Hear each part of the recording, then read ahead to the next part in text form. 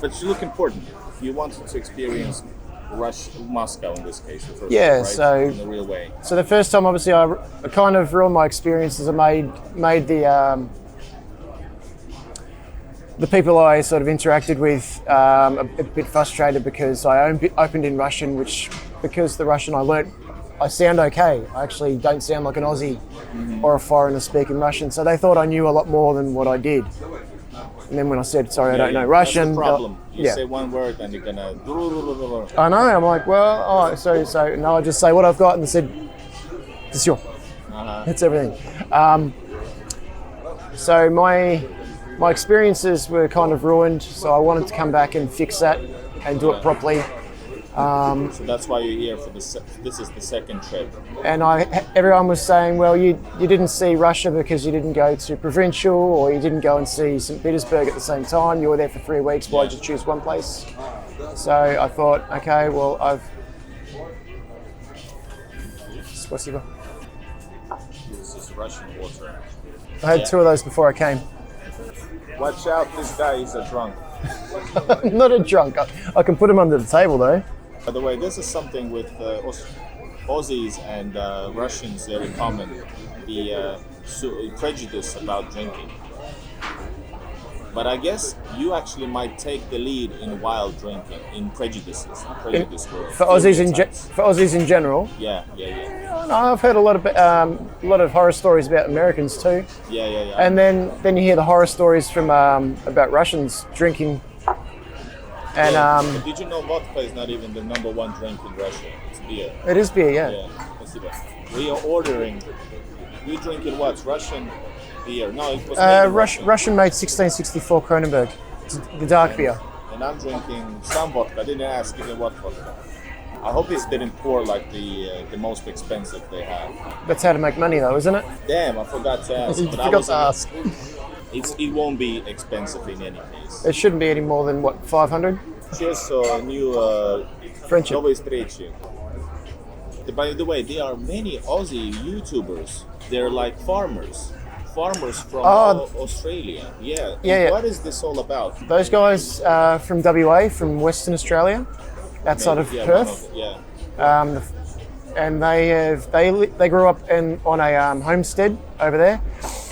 For some reason, I think it might be the religious reason, they've actually decided to come over to Russia and build a farm in Russia's fertile lands. Yeah, I think a lot of WA is desert or arid lands, so not as healthy as what you'd find over here. But again, for 4 or 5 months of the year, you've got winter. Yeah. But I think they're making a good crack at it. And I'm just here to sort of enjoy it, to stick it in the face of everyone who said I couldn't come here, considering all of the sanctions. Did you get, what kind of feedback you've gotten from people for actually traveling here? They warned you like all the stereotypical stuff that initially, you don't get arrested and be careful and well, I almost did. Yeah, but was the alcohol involved? No, I was got the typical detaining at passport control at the airport. Did you film there, or what? No. Did you bring something illegal? No, none of it's incriminating. They checked my passport at the passport control, saw how long I was here for. I suppose I was concerned with who I worked for and what the title of my job was. Yeah, that's normal questions, by the way. So they took me into the holding pen, and then I went into the back room. They went through my phone. I recorded a lot of the flight over here from Melbourne to Dubai and Dubai to here, and I was asked why did I record almost the whole flight, because it interests me. Yeah. I had a scintillating dosimeter, just like it checks radiation. I wanted to know what the background radiation was on a plane. Yeah. It's the same as what it is in St. Petersburg, just 0.03 Roentgens per microreentgens per hour. I'm not educated enough. So typical sort of background radiation, I suppose. But I wanted to go. I've heard that Mayakovskaya in Moscow has radioactive granite in the actual column. So, but yeah, I was going to check it with my decimeter as well. Yeah. So I haven't done it yet, so I'll take it through. Is Russia dangerous for foreigners? I suppose I don't look like a foreigner and I don't walk around like a foreigner unless I've got my big camera hanging off my neck. And the police don't even look at me twice. I don't look like an immigrant, like somebody that might want to check, and I'm not causing trouble. Yeah. I think the most I had to drink was last Friday night with Neil and Sergey. Yeah. And we caught a Yandex back to Sergey and I live in the same region. Yeah. So we caught a cab back together. It was only like not even 10 minutes. So yeah, I wasn't on the street being drunk, so no. I don't think it's dangerous even though you look like a tourist or if you have a darker skin.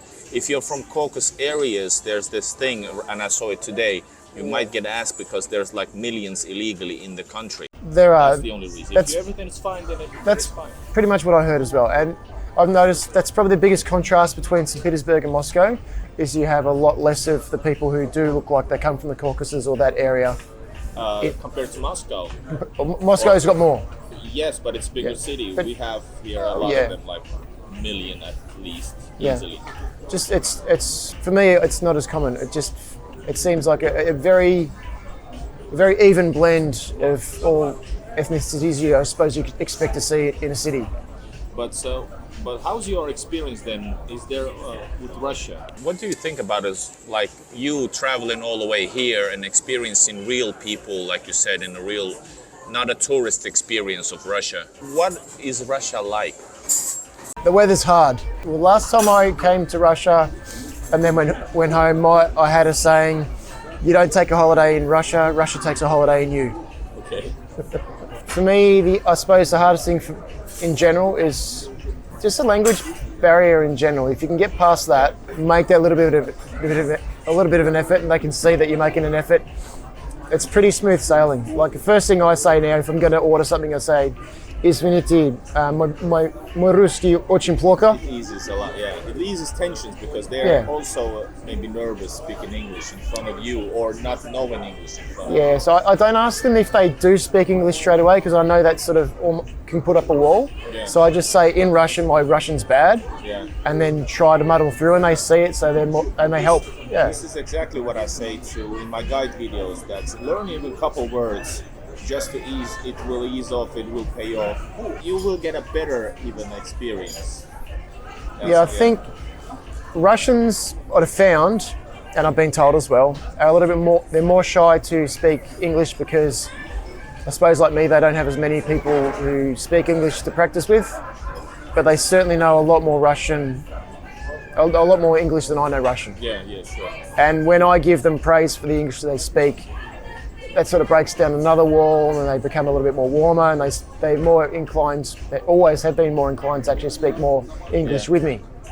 And when I speak Russian back to their English that they speak to me, they're even smiling back at me like, oh, I'm actually going that extra mile for them. Smile goes too far.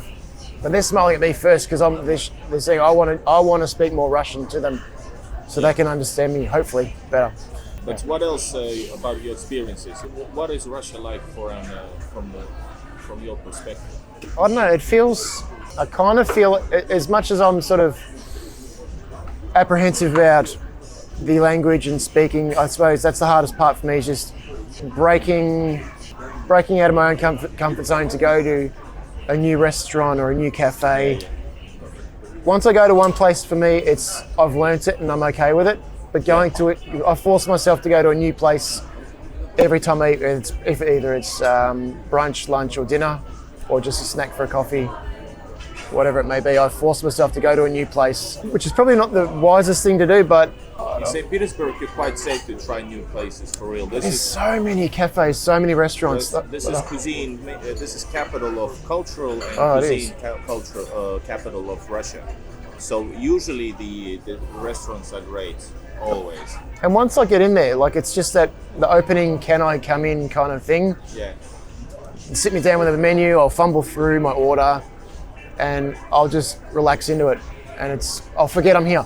I don't think I've got much negative reaction to being here, be it dealings with people.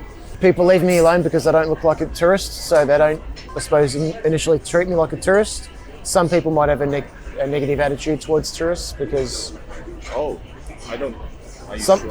some people, again, I've heard some people have negative, but as soon as I find out, I met a guy who was going to, he had an afternoon on the booze, and he was looking for somewhere to eat, and he asked me, where do I go, in Russian, and I said, unfortunately, I'm not from here. He goes, Откуда вы? Where are you from? I said, Australia. He goes, Australia. So I said, I was from Australia, and he gave me a hug and said, thank you for being here, and it's worth a visit. And I've been here twice in the colder months, so the next time I will visit will be summer, or You must. just before summer, spring to summer. I've been told it's the best, so it's not as hot, but everything's starting new again. Everything's becoming green. I think the more times I'm coming back, the more places I'll come and see. Yeah. The more. So I suppose this time I've come and seen Moscow and St. Petersburg. Well, that was my plan, just to see the two cities. But then I have a friend who lives in just out of Pushkino region, about 40 minutes north of Moscow. Oh, we can catch up in Moscow too. Ah, true. By the way, I'm going to be there for 11 days. so we might see this guy again in his natural element, Moscow with vodka. So you definitely enjoying Russia, St. Petersburg. Well, the weather is what it is, but I'm enjoying it because it's different. It's What? the first time coming to a city for me is like a reconnaissance. It sounds silly that I wouldn't do more research, but it's like I've got to be here to see it, to feel it, to experience it, to then find out how I feel. And then from there, next time I come back, I know I'm comfortable. I can do this, I can do that, like I did in Moscow. Done Nevsky every day. I reckon I've done the walk from Moskovsky Vokzal to Palace Square every day, I reckon. Yes, Kazan, Isaacs, Peter and Paul Fortress. Yeah. I did good. I did an hour and a half walk around on video around Peter and Paul. Yeah. Was it 2 nights ago when we had that beautiful sunset? Yeah. That was magic. Got a lot of footage from that. And where have I gone? I went to the Gazprom Stadium today. It was cold, desolate, wind, snow. When you see it in the back, when it approaches. It is. It was impressive. I walked all the way up the right-hand side of it, up to the edge of the water. The water. Ah, okay. Did you go on the bridge? No, down to the water. Okay. And then I took about 5 steps into the water. I wanted to walk out onto the actual frozen surface. Yeah.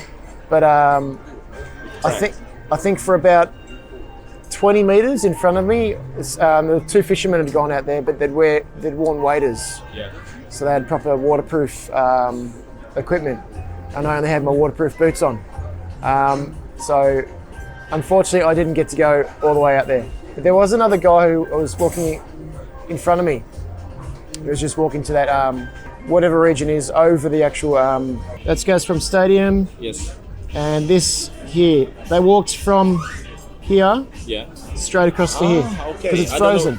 Yeah. For the first 40, 50 meters, Wow. it was Did you like film it? it was slush. I filmed some of it, yeah. But to get down there, the snow was, I don't know, almost 2 foot deep, and like only 2 people had walked down beforehand, so snow was going everywhere. It didn't go in my boots, luckily enough. But What can you say, by the way, to those who would like to or scared, especially Australians, who are scared to travel but are intrigued about Russia? What do they have to do to get here? so that's the regional card from Moscow. All right, never So seen that. in Australia, it'd be like a V-line card. Okay. So it goes long distances from the central city. Yeah. That's just like a Troika card from Moscow, but it's one for St. Petersburg. Just a, Yeah, Подорожник, yes. yep. Yeah, one of them. Yeah. So you can go to a train station and have those as well, Yeah. It's a cool system. which is the same as you have in the keys to your apartment. Yes. Domophones are everywhere in Russia. And, It's the first time I experienced it last time I came. Actually used one You get used to it. to get into it, and I'm like, How much is it? Okay, I was off. It was 290 for your vodka, Думали, сколько водки стоит просто. 370 for your orange juice, and 690 for my beer. Yes. My beer was expensive. It was a pint though. It's expected. Beer is super expensive. Yeah. The orange juice was more than the vodka, and that's The orange juice is it's rich. It's nothing. because that's almost a 60 ml nip. That is. That's not 30 ml nip. What can you tell an Australian who's interested or not planning to travel to Russia or interested in traveling to Russia? What things to take into account, like how to get here? I suppose find out where you'd like to go beforehand. Maybe do a little bit of research on that. Don't worry about the language because That's a big question, yeah. because the translating capabilities of Android phones, and there are people that can help you, I suppose 50% of the time, I've found. They've got enough broken English to help you get by if you want to buy tickets, to go somewhere, order food, open a bank account. You need to get a SIM card first. Yes. SIM card number one. I think I paid for mine was $20. Why? It was at the airport. It was at the airport, I know. So I think the initial one was $20 or $25 because it was the initial setup, and then the next month after, because I'm here for 35 days, the next month falls in and it's like, what, 800, I think. So yeah, I think I got rolled. But SIM card, passport, open a bank account, exchange money. I said bring American dollars or euro. So I exchanged in Australia my Australian dollars for American, and then swap those at the exchange at the bank in Russia, and then obviously open the account and then put that money in. I had a big delay with the flight leaving Doha because we had a lot of fog, so I was arriving late for my Satochna accommodation. My host was waiting for me, so I was like almost 3 hours late for her, so I was quite concerned for that. Then getting held up at the airports, being questioned about all the things going through my phone. Why am I here? Who do I work for? What was my job? So be prepared title? As Australian to answer. It's not. So, is it hostile? Is it scary? No. Like I was at the border, the passport control, handed them over my passport, and she just did checks. And then somebody walked up and said, "Oh yeah, can you come this way for me?" It was very comfortable, and they just said, "Oh, just sit here, please."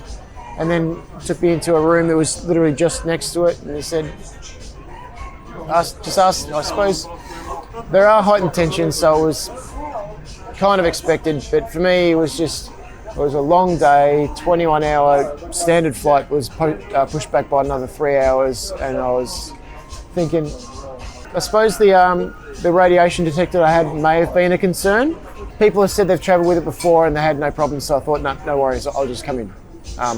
And again, radiation and meters and stuff during this time. Once I said it was just, I was curious, he's moved on to the next question. I think the biggest problem was, who did I work for? They didn't understand the company and what my job title was. Now, in Australia, Don't say you're a foreign agent. job in And don't joke about this stuff, by the way. Yeah, like the jokes about FSB, KGB, don't joke about. No, that's what I can say. Unless you're friendly with somebody, don't joke. Yeah, and if you're in Australia and you spoke about ASIO or something like that in that manner, they'd be quite serious about it. Absolutely. So once I showed them the company I worked for, and then I said, the reason why they ask this is, for example, if you're in some kind of unfriendly country, Australia. Unfriendly country. Yeah. So I pulled up the website on his telephone and showed him, this is what I work for. I said, I manage people, and we were using his Yandex translator. And he's like, oh, that's cool. So he got somebody in to help with a little bit of translation. I would definitely classify it as an interrogation, and the reason was, you would? Yes. Oh. Purely, that's a shocker. And he treated it as such because he spent so much time on my phone. And look, I don't take it negatively though. In hindsight, I went back over the situation as my stupid brain does, and he was asking the questions just to be clear. We're coming here for 5 weeks, so that's a long time for a tourist. Well, I come for 5 weeks. What visa do you have? Just tourist visa, Half a year visa, yeah? 90 days. 90 days. Visa is half a year. You can be in the country for 90 days. Yeah, that's it. Yeah, just tourist visa, max you can get it out is 90 days. In hindsight, I was expected to go through those particular questions. Once I thought about my job and my job title was, they were happy with it. Once they understood that stuff, it was very quick, very smooth. Yeah. Okay, cool, no worries. Just double checking this stuff. All right, go back, sit down. 5 minutes later, somebody double checked my passport to a photo for my face. She's like, "Хорошо, enjoy your stay. Добрый пожаловать." You know, welcome. That was great. Yeah. That's when you started to smile. I did, and then I found my luggage, and I'm like, "Cool. Now I need to get a SIM card because I need to make sure everyone at home knew I was there safe because there was a delay in flights and a delay in arrival." Yeah. And you flew through the Doha. Yeah, so I came on Emirates this time. The first time I came on Qatar. So this time I came through Dubai. First time through Doha. But I'm happy that you're experiencing Russia in a proper way. What's the attitude about Russia in Australia and the media? I can guess, but the generalized attitude through the media is what you hear through the Western media is Russia bad. Why are you going to Russia? There's sanctions. You're not going to get in the country or you're going to get locked up. You get into the political stuff and I'm like, well, no, it's not. I said, well, if you knew about what's going on, you know what you're saying is wrong. I don't need to go into it because I speak in general with confidence enough that they don't question me anyway because they don't know Russia and they know I've been in. Most people I do speak to know that I've had an interest in Russia for a long time anyway, which brings you back to another question, why Russia? Yeah. Yeah, so there's negative connotations, but when they see that I'm not afraid to go and that I'm confident to be here because I don't think there's going to be a problem, they back off a lot. Back to the other one, why Russia? Initially, my sister was named after a Romanian gymnast, Nadia Comaneci, and obviously she was part of the USSR bloc. And I, from a very young age, had an interest in the USSR. And then came to the post-Soviet states, and then from an early age, I've been told I was interested in Russia. I saw the USSR dissolve in 1991, I saw the Berlin Wall come down, I saw all that stuff happen, and then just my interest in Russia just stayed. And then 2007 I played a video game about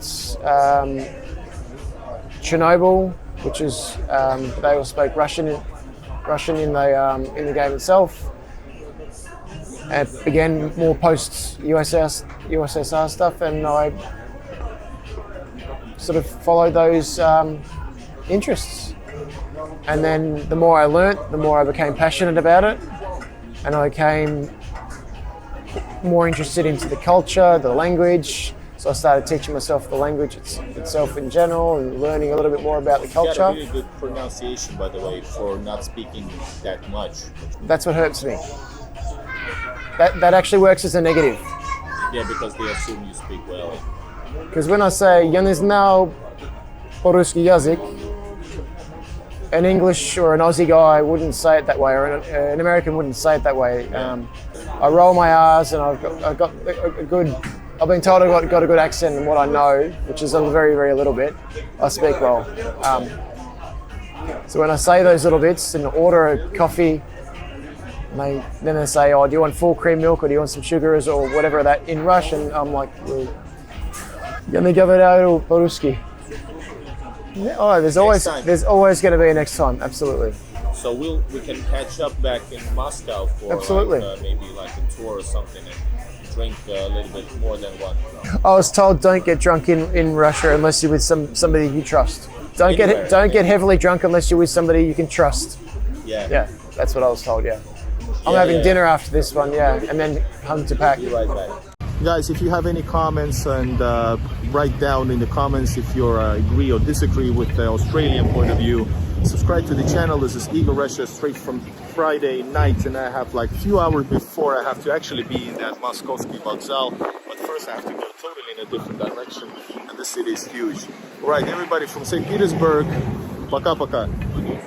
What's saying пока in Russian? Bye-bye. Bye-bye. До свидания.